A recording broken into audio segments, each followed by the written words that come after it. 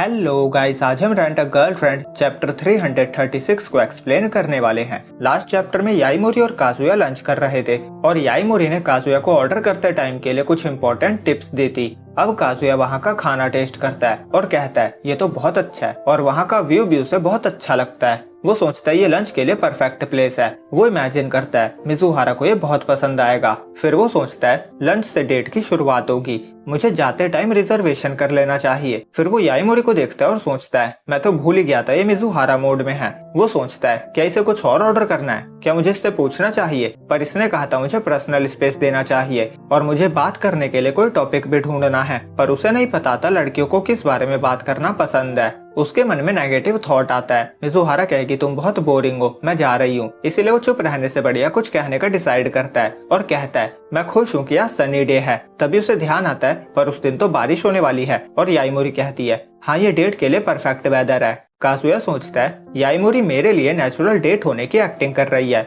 मुझे बात करना कंटिन्यू रखना होगा।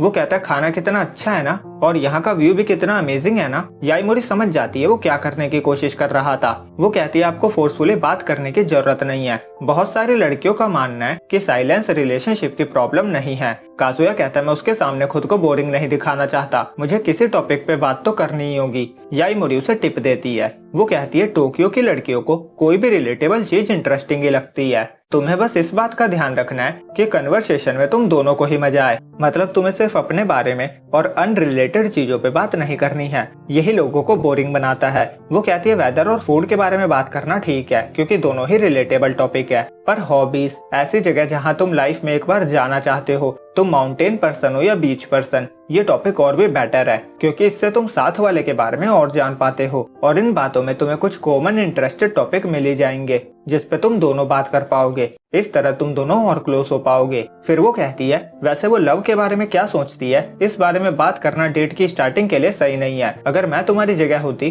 तो मैं इस बारे में बात नहीं करती। काजुया सोचता है ये सही कह रही है, अगर उसने मुझे रिजेक्ट कर दिया तो मुझे लव के बारे में बात करने का मौका ही नहीं मिलेगा। वो बहुत नर्वस हो रहा था। वो सोचता है अगर उसकी जगह उमी होता तो वो बड़ी आसानी से कर लेता। याईमोरी कहती है तुम लव के बारे में बात मत करना, नहीं तो तुम्हारा कोई चांस नहीं है, तुम बस वही रहो जो तुम हो। काजुया कहता है मेरा पेट फुल हो गया है, चलो जॉय पॉलिश चले। और वो सोचता है अब बिल की बारी है, पर मुझे पता है इसे कैसे हैंडल करना है। वो बाथरूम के बहाने से बिल पे करके आ जाता है और फिर दोनों वहाँ से जाने लगते हैं। काजुया को लग रहा था ये काम आसानी से हो गया। तभी याईमोरी कहती है बिल का क्या? काजुया कहता है मैं पे कर चुका हूँ। याईमोरी कहते हैं तुम्हें नहीं करना चाहिए था। वो उसे समझाती है अगर तुमने किसी भी बहाने से बिल पे कर दिया और अगर मिजुहारा एक्सेप्ट नहीं करती तो तुम्हें उसकी बात माननी है और कहना है ठीक है तुम मुझे बाद में आइसक्रीम खिला देना, ये तुम्हारा इकलौता ऑप्शन है। काजुया कहता है दोबारा से मेरा आखिरी ऑप्शन। वो कहता है पर मुझे आइसक्रीम नहीं पसंद। याईमोरी कहती है लड़कियों को आइसक्रीम पसंद होती है, लड़कों को वही कहना चाहिए जो लड़कियां खाना चाहती है और वैसे भी मिजुहारा को पसंद नहीं है कि कोई उसके खाने के लिए पे करे, तो ऐसा करना तुम्हारे लिए अच्छा ऑप्शन है और इससे लड़कियों को ये भी नहीं लगेगा कि सब चीजों के लिए सामने वाला पे कर रहा है। काजुया सोचता है अगर मिजुहारा खुश होगी तो मैं कर लूंगा, मुझे फूड ऑर्डर करते टाइम किस टॉपिक पे बात करनी है और पे करते टाइम ध्यान रखना है, इतनी सारी चीजों को मैं कैसे हैंडल कर पाऊंगा। उसको मिजुहारा के दिल तक पहुंचने का रास्ता बहुत मुश्किल लग रहा था और उसको फिर ख्याल आता है अगर उमी होता तो वो कितनी आसानी से कर लेता। ये सब सोचकर वो और नर्वस हो रहा था।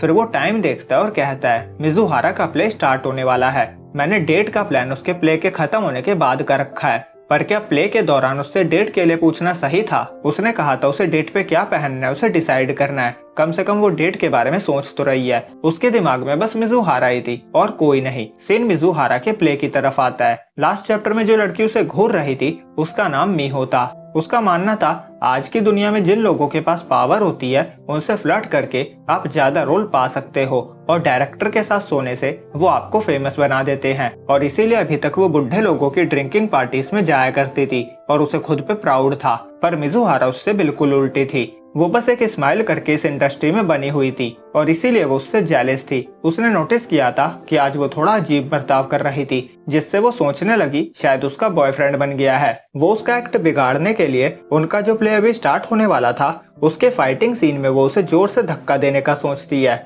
वो उसे हार्ड टाइम फेस करवाना चाहती थी पर जब वो उसके फेस का सीरियस लुक देखती है वो कांपने लगती है और आज के अपने प्लान को ड्रॉप कर देती है। दूसरी तरफ काजुया सोच रहा था, उम्मीद है प्ले के बीच में उससे डेट के लिए पूछकर मैंने उसे परेशान नहीं किया। और याईमोरी उसे जॉय पॉलिश चलने को कह रही थी। और यहीं पे ये चैप्टर एंड होता है। तो वीडियो अच्छी लगी हो तो लाइक और चैनल को सब्सक्राइब करना ना भूले। Next chapter next week release होगा, तो मिलते हैं अगले वेडनेसडे को। जब तक के लिए बाय बाय।